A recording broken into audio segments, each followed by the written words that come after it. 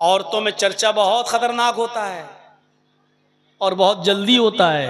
अगर आपको किसी चीज को बहुत जल्दी फेमस कराना हो और किसी चीज को का बहुत जल्दी प्रचार कराना हो तो एक दो औरतों को बता दीजिए, शाम तक पूरे मोहल्ले को खबर हो जाएगी। एक आदमी था बेचारा, उस शौहर, वो एक तरबूज काट के लाया, तरबूज, और उसने दुपट्टे में लपेट लिया। दुपट्टा जानते ना औरतें जो ओढ़ती हैं, उस दुपट्टे में लपेट लिया। तरबूज लाल था तो दुपट्टा लाल हो गया ऊपर से। अब वो जब घर में घुसा तो बीवी ने कहा, ए क्या है इसमें? उसने कहा चुप रहो मैं बताता हूं, चुप चुप चुप। वो गया और अंदर जाकर एक अलमारी में उसको रख दिया। बीवी कहती क्या लेके आए हो तुम? उसने अपनी बीवी से कहा सुनो, एक आदमी से दुश्मनी हो गई मेरी, मैंने उसकी गर्दन काटी है, उसमें एक आदमी का मर्डर करके आया हूं, उसकी गर्दन है, अभी दिन में फेंकने जाऊंगा तो पकड़ा जाऊंगा, रात होने तो मैं इसको नदी में फेंक के आऊंगा, अभी शोर मत करो, बस जाओ तुम काम में लग जाओ। मार दिया हमने, एक आदमी का कत्ल कर दिया। ये क्या किया तुमने? तुम मेरी बीवी हो, कहना नहीं किसी से। नहीं, जोहर के बाद लाया था तरबूज, लपेटा था, लाल हुआ था दुपट्टा, अलमारी में रखा था, लेकिन मगरिब की अजान होते होते पुलिस घर पहुंच गई, छापा मारा, भीड़ लग गई लोगों की। ये आदमी कह रहा क्या कर रहे हो भाई? कहा नहीं, मुझे खबर मिली है तुमने किसी का मर्डर किया है। अरे साहब मैं मर्डर करूंगा? आज तक मैं मुर्गी तो काट नहीं पाता हूं, आदमी को काटूंगा? क्या बात कर रहे हो? तो आदमी मुस्कुराते हुए कहता है कि आपको जो खबर लगी है साहब वो सही लगी है, लेकिन मैं आपको इसकी हकीकत बताता हूं, आओ मेरे साथ। का क्या? अलमारी खोली, तरबूज निकाला, दुपट्टा हटाया, साहब ये तरबूज था, अब आप देख लीजिए मेरा पूरा घर, कहीं गर्दन नहीं मिलेगी। कहा फिर ये क्यों किया? कहा मैं तरबूज काट के लाया था और मैंने इसको दुपट्टे से ढक दिया था, दुपट्टा तरबूज के कलर से लाल हो गया, बीवी को मैंने ये कहा कि किसी को मार के आया हूं और रात में फेंकने जाऊंगा उसकी गर्दन को। मैं ये देखना चाहता था कि औरतों का पेट कितना मजबूत होता है, मैं ये देखना चाहता था कि कोई राज की बात अपनी बीवी को बताना चाहिए कि नहीं बताना चाहिए, बस मैं ये अंदाजा लगाना चाहता था और मैं बखूबी वाकिफ हो गया हूं कि अब मैं कितना अपनी बीवी से कोई बात शेयर करूंगा और कितना नहीं करूंगा। बस यही बस एक चीज थी मेरे अंदर। पुलिस वालों ने कहा छोड़ तो दिया, दो चार थप्पड़ मार के, कहा कमीना परेशान कर रहा, लेकिन वाकई तुमने सही किया है, वाकई औरतों से कोई बात शेयर नहीं करना चाहिए। बताइए उस कितनी खामोशी के साथ उसने रखा और शाम तक पुलिस आ गई। कुरान भी कहता है इन्ना कैदकुन्ना अज़ीम, औरतों की चालें बड़ी खतरनाक होती हैं। अब कुरान की बात कौन झुटलाएगा? हमारी माँ बहन पहली बात तो सुनी नहीं रही होंगी, अच्छा है बेचारी वो अपना कपड़ा दिखाएं, साड़ी दिखाएं, चप्पल दिखाएं, जेवर दिखाएं, अब रात के 2 बजे कौन बेचारा सुनेगी हमारी बात? अब उनको फुर्सत ही मिल जाए अपना कपड़ा और सैंडल और चप्पल दिखाने से, यही बहुत बड़ी बात है। लेकिन जो सुन रही हैं वो सुने, गुस्सा ना हो मेरे ऊपर। कुरान ने कहा इन्ना कैदकुन्ना अज़ीम, औरतों की चालें बड़ी खतरनाक होती। अब औरतों में चर्चा हो गया मिस्र के अंदर, लो बादशाह मिस्र की बीवी ने अपने गुलाम को दिल दे दिया, अपने 2 कौड़ी के गुलाम को। अब बादशाह की बीवी को बड़ा बुरा लगा कि कमबख्त मेरे बारे में ऐसी बातें कर रही हैं, उनको क्या मालूम यूसुफ कितने खूबसूरत हैं। कहा अच्छा चलो, अब देखिए एक और चाल चली बादशाह मिस्र की बीवी ने। क्या चाल चली? सारी औरतों को बुलाया, दावत दे दी, दस्तरखान लगा दिया, सबके सामने फल रख दिए और छुरी रख दी, लो फल काटो और खाओ। ये भी एक चाल थी। औरतों ने छुरी उठाई और फल काट काट के खाने लगी। यूसुफ से कहा बादशाह मिस्र की बीवी ने, यूसुफ इन औरतों के सामने से गुजर जाओ। और जब बादशाह मिस्र की बीवी की बात मानकर यूसुफ जब उन औरतों के सामने से गुजरे और मिस्र की औरतों ने जब यूसुफ को देखा तो फल काट रही थी, उंगली कटने लगी। कभी कभी आप दीवार पे तेज सर मार दें तो उस वक्त आपको तकलीफ नहीं होगी, आधे घंटे के बाद दर्द होगा। उफ, कभी कभी अचानक आपको चोट लग जाए तो उस वक्त वो जगह सुन्न हो जाती है, आपको तकलीफ नहीं होगी, बाद में तकलीफ होती है। औरतों ने इधर यूसुफ को देखा तो उंगलियां काट दी, और ऐसे नहीं कटी नहीं, कुरान कहता कत्ताना अयदियहुन्ना, उंगली कटी नहीं, टुकड़े टुकड़े हो गई, इधर से कटी, इधर से कटी, इधर से कटी, गिरने लगी। कता यक्ताओं के माना काटना, और कत्ता युकत्तो तख्ती के माना होते टुकड़े टुकड़े करना। उन औरतों ने अपनी उंगलियों के टुकड़े टुकड़े कर दिए। अल्फाज की ज्यादती माना की ज्यादती पर दलालत करती है। कई जगह से उनकी उंगलियां कट गई और उनको तकलीफ ही नहीं हो रही है, उंगलियां कट के गिर रही हैं, और वो यूसुफ की खूबसूरती देखकर वो दीवानी हो गई। और कुरान कहता है चीख पड़ी मां हाजा बशर, ये इंसान है ही नहीं, ये इंसान नहीं है। अरे इंसान नहीं तो कौन, इन हाजा इल्ला मलकुन करीम, ये तो कोई बुजुर्ग फरिश्ता नजर आता है, ये तो कोई बुजुर्ग फरिश्ता दिखाई दे रहा है, ये तो इंसान नजर ही नहीं आ रहा है। इन हाजा इल्ला मलकुन करीम, ये तो फरिश्ता दिखाई दे रहा है।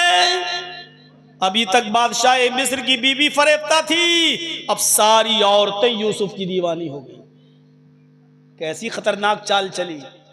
अब उन औरतों से कहा, देख रही हो ना, अब बताओ मेरा क्या कसूर है। एक और चाल, कैसी खतरनाक चालें होती हैं औरतों की। फोन नंबर भी ढूंढ लेंगी, कॉल भी करेंगी, रात भर जगाएंगी भी, चैटिंग भी करेंगी, टाइम देकर आपको अपने घर बुलाएंगी भी, और फिर आपका नाम भी लेकर आपको फंसा भी देंगे। और अगर दो आंसू निकाल दिए तो बस पूछो मत, सारी दुनिया हमदर्द हो जाएगी। कमीना कितना बड़ा कुत्ता है, बेचारी इस औरत को रुला रहा है। अरे उसके आंसुओं ही में तो सारा मक्र और फरेब छिपा हुआ है जो तुम्हारी समझ में नहीं आ रहा है। बन गए झूठे हमदर्द उसके पास जाकर। अगर औरतों की चालें खतरनाक ना होती तो कुरान ये ना कहता इन्ना कैदा कुन्ना अजीम, इनकी चालें बड़ी खतरनाक है। एक और चाल चली, बताओ ऐ मिस्र वालियों मेरा क्या कसूर है, खूबसूरत ही इतना है कि मेरा दिल आ गया। सारी औरतें कहने लगी नहीं नहीं तुम्हारा कोई कसूर नहीं, मेरा तो खुद ही आ गया। अब जब ये कबूल करवा लिया कि तुम्हारा भी दिल इसके ऊपर आया तो सुनो क्या कहा। उफ़्फ़ो, कुरान क्या कहा बादशाह मिस्र की बीवी ने। आए और तो सुन लो, यूसुफ को सामने रखकर क्या कहा। अगर इस लड़के ने, इस नौजवान ने अगर मेरी बात न मानी, धमकी भी, अगर इसने मेरी बात न मानी और मेरा कहा न माना, और जो चीज मैं इससे चाहती हूं अगर इसने मेरे मुतालबे को पूरा न किया तो इसको मैं सख्त से सख्त सजा दिलवाऊंगी या जेल में सड़ा दूंगी, जेल भेज कर रहूंगी। ये जेल में सड़ेगा, ये जेल में जाएगा, लंबी मुद्दत तक जेल में रहेगा, जेल में इसको सड़वा दूंगी। और जब यूसुफ अलैहिस्सलाम ने सुना कि बादशाह मिस्र की बीवी ने, मेरी मालिकन ने ये कह दिया कि मैं इसको जेल में सड़ा दूंगी, तकलीफ पहुंचाऊंगी, तो जानते हो यूसुफ अलैहिस्सलाम ने क्या किया। आसमान पर नजरें डाली और अल्लाह से दुआ की।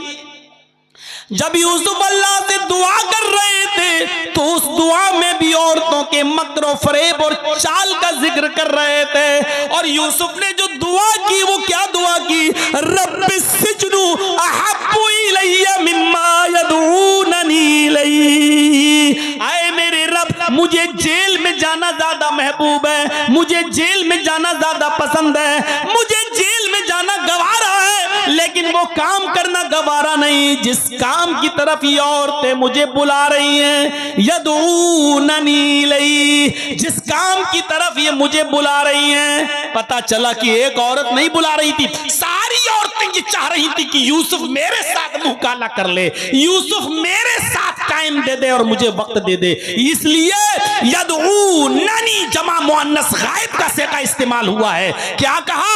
आय अल्लाह, मुझे जेल में जाना ज्यादा पसंद है, मुझे जेल में सड़ जाना पसंद है, मुझे जेल की जिंदगी गवारा है, मुझे जेल खाना पसंद है, लेकिन वो काम करना पसंद नहीं है जिस काम की तरफ ये औरतें मुझे बुला रही हैं और मुझे दावत दे रही हैं।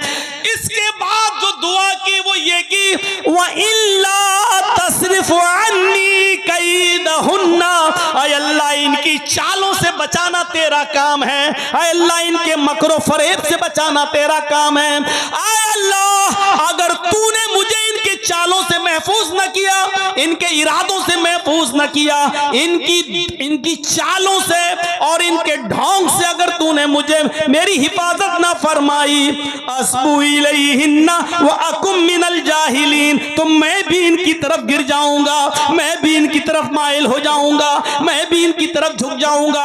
अगर तूने मुझे इनकी चालों से न बचाया, अगर तूने मुझे इनकी चालों से महफूज न किया, तो मैं भी इनके साथ मुंह काला कर बैठूंगा। वो अकुम मिनल जाहिलीन, और मेरा शुमार नादानों में और जाहिलों में हो जाएगा।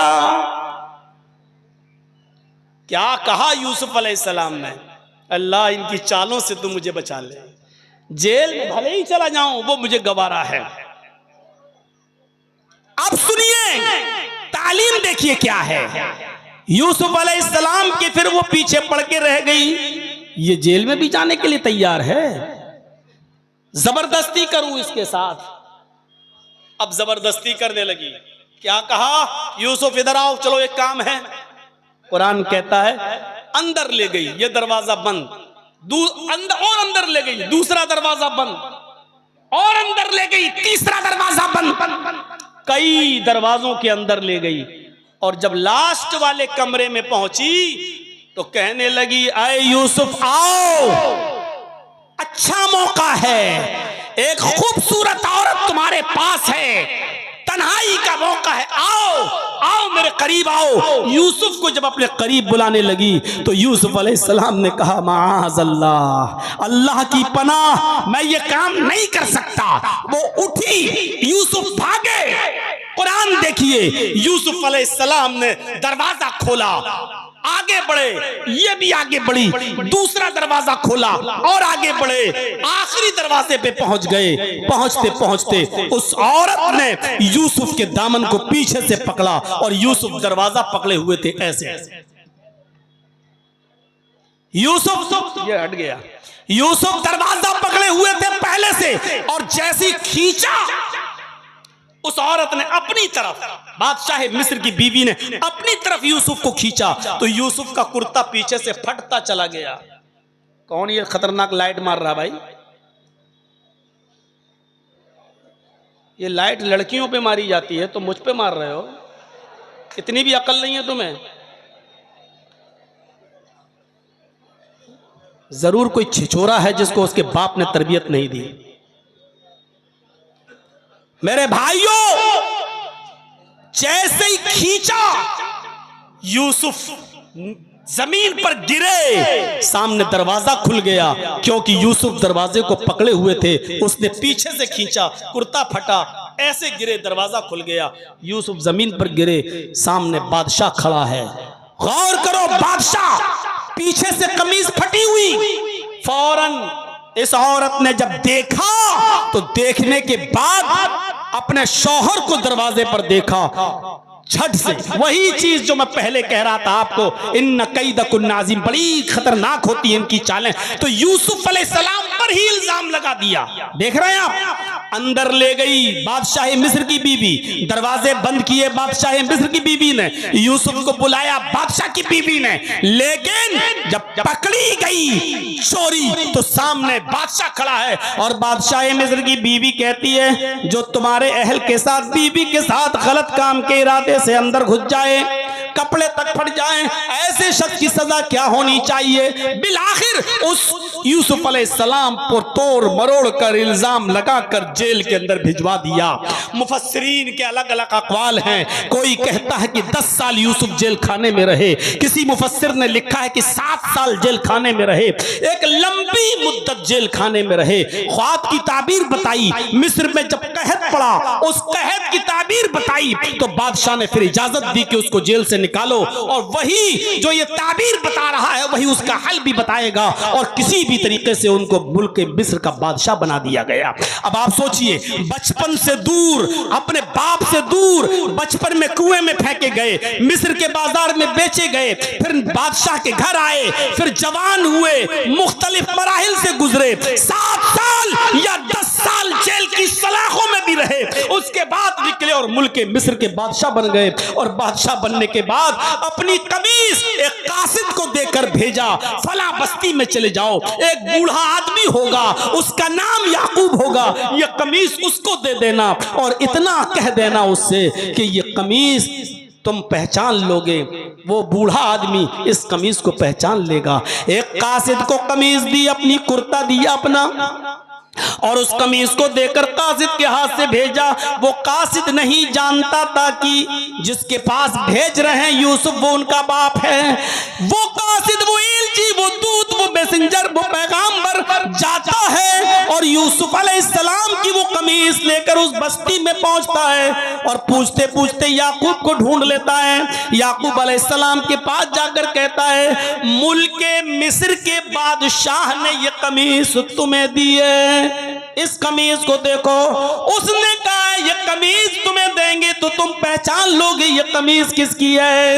याकूब अलैहिस्सलाम ने उस कमीज को अपनी नाक से सूंघा, उस कमीज को अपने मुंह तक ले गए और नाक से सूंघा, तो उस कमीज ने बता दिया, यानी सूंघते ही याकूब पहचान गए कि ये कमीज तो यूसुफ की है, मेरे बेटे की है, मेरी लख्त जिगर की है। तो याकूब अलैहिस्सलाम ने कहा, जिसने ये कमीज दी है उसका नाम यूसुफ है। जवाब दिया, हाँ। फरमाया, कई तरकता हूँ, आए कासिद, आए कमीज लाने वाले, तुमने उसको किस हाल में छोड़ा है, तुमने उसको किस हाल में छोड़ा है, यानी वो कहाँ है और किस हाल में है, क्या है उसका पसे मंजर। तो याकूब अलैहिस्सलाम ने जब ये पूछा तो उस कासिद ने जवाब दिया, तफसीर इब्ने कसीर पढ़िए और मालिम तंजील देखिए। जब ये पूछा कि कई तरकता हूँ, तुमने उसको कहाँ देखा, किस हाल में छोड़ा, तो जवाब दिया कासिद ने, तरकतुहु मलिका मिस्र, हमने उसको मिस्र के बादशाह की हालत में छोड़ा है।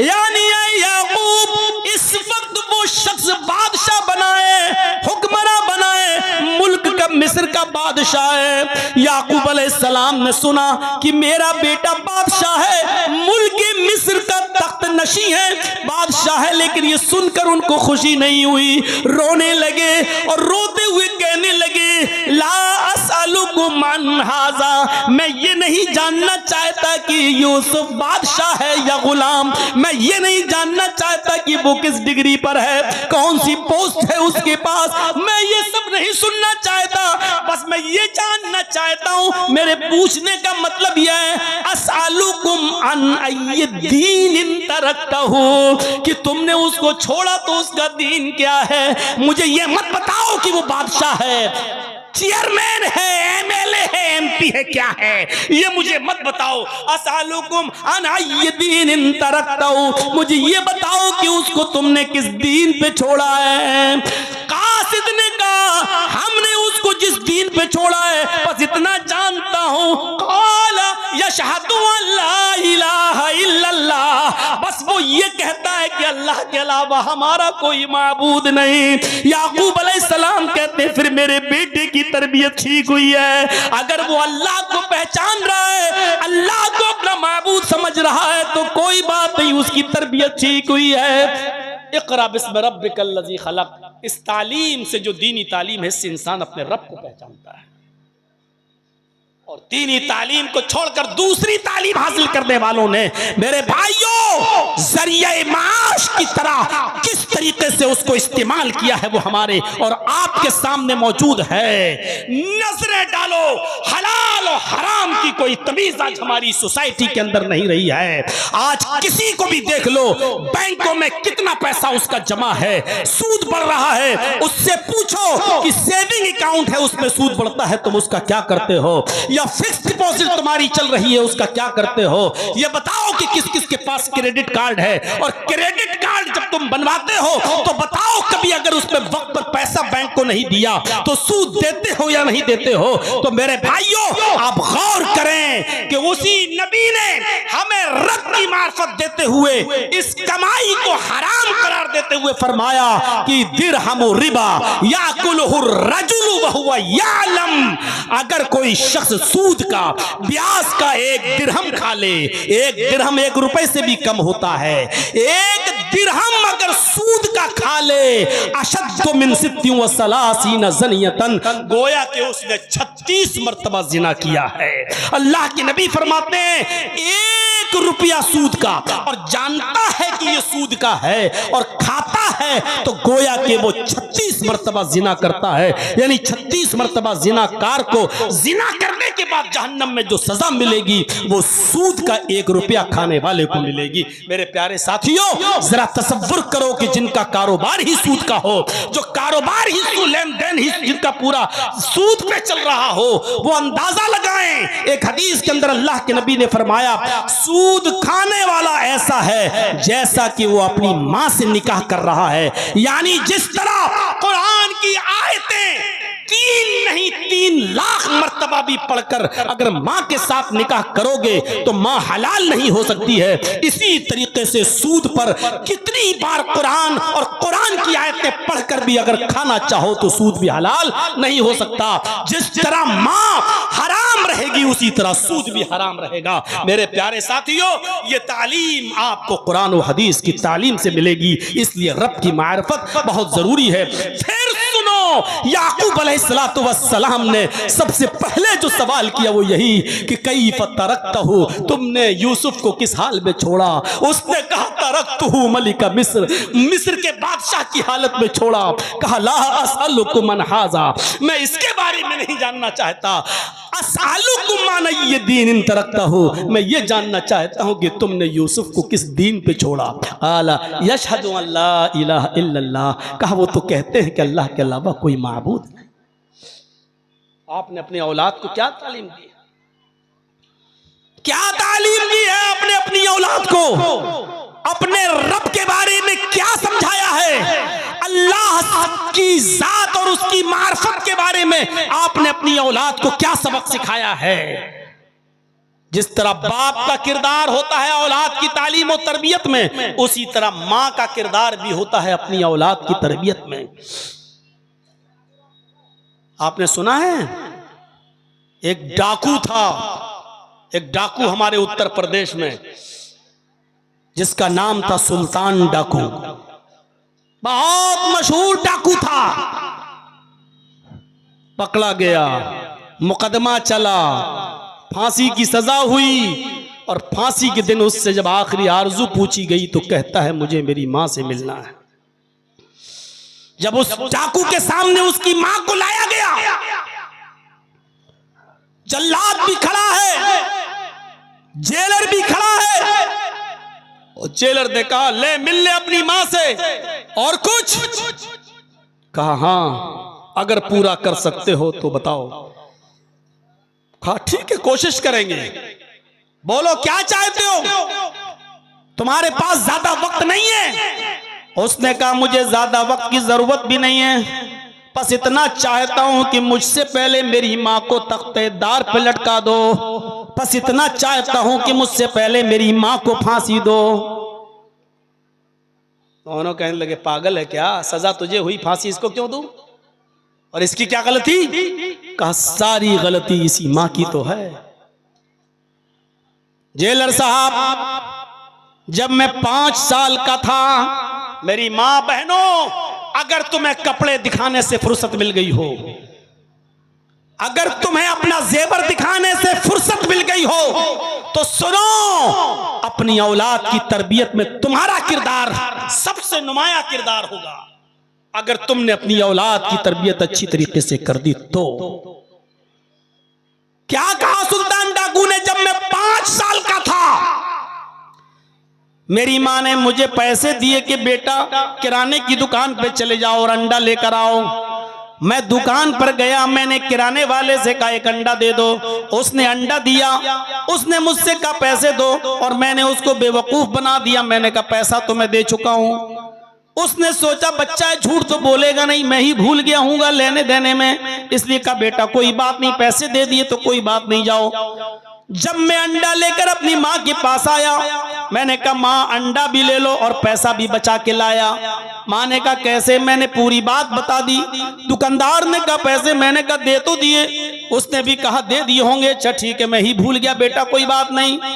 माँ ने मुझे सीने से लगाया जेलर साहब और मेरी पीठ थपथपा के कहा बेटे इस गरीबी में तुमने एक टाइम का खाने का इंतजाम कर दिया, अब ये पैसा शाम के खाने के काम आ जाएगा, ये पैसे में शाम की सब्जी आ जाएगी। जेलर साहब उसी दिन से मेरा हौसला बढ़ता है, उसी दिन से मेरा हौसला बढ़ता है। मैं छोटी मोटी चोरियां करके लाने लगा और मेरी माँ मुझे पीठ थपथपाने लगी। फिर मैं बड़ी बड़ी चोरियां करने लगा और फिर बड़ा होता गया, फिर एक बहुत बड़ा डाकू बन गया। फिर सरेआम लूट करने लगा और जो माल नहीं देता था उसका मर्डर करने लगा, खंजर से, छुरी से, चाकू से उसको मारने लगा। किसी का कत्ल कर देना मेरे लिए मामूली बात हो गई, बस मुझे माल चाहिए। अगर आसानी से कोई दे देता तो ठीक है, नहीं देता तो उसको कत्ल करके मैं उसका माल छीन लेता था। जेलर साहब मैं पकड़ा गया, मुकदमा चला और मुझे फांसी की सजा सुनाई गई और आज मुझे फांसी दी जा रही है। अगर मेरी माँ ने उसी वक्त, जिस वक्त मैं अंडा लेकर आया था और पैसा मैंने अपनी माँ के हाथ में दिया था, उसी वक्त अगर मेरी माँ ने मेरे गाल पर एक थप्पड़ मारा होता और मुझे पकड़कर दुकानदार के पास ले गई होती और पैसा मेरे सामने दुकानदार को वापस करके कहा होता भाई मेरे बेटे से गलती हो गई है, मैंने इसको सजा दी, पैसा तुम्हें देकर नहीं आया था, ये लो पैसा। अगर उसी वक्त इसने मुझे थप्पड़ मारकर पैसा वापस कर दिया होता तो उस थप्पड़ के असर से मैं इतना बड़ा चोर और डाकू नहीं बनता। मुझे इस मंजिल तक और इस मकाम तक पहुंचाने वाली मेरी माँ है। अगर मुझे फांसी दी जा रही है तो मुझे फांसी के तख्ते पर पहुंचाने वाली माँ को जिंदा कैसे छोड़ा जा रहा है? मेरी माँ, मेरी बहनों, अगर तुमने मेरी बात सुनी है तो अंदाजा लगाओ एक औरत का किरदार क्या होता है। इसने अपनी बच्चे को कैसी तरबियत दी और बच्चा क्या बन गया।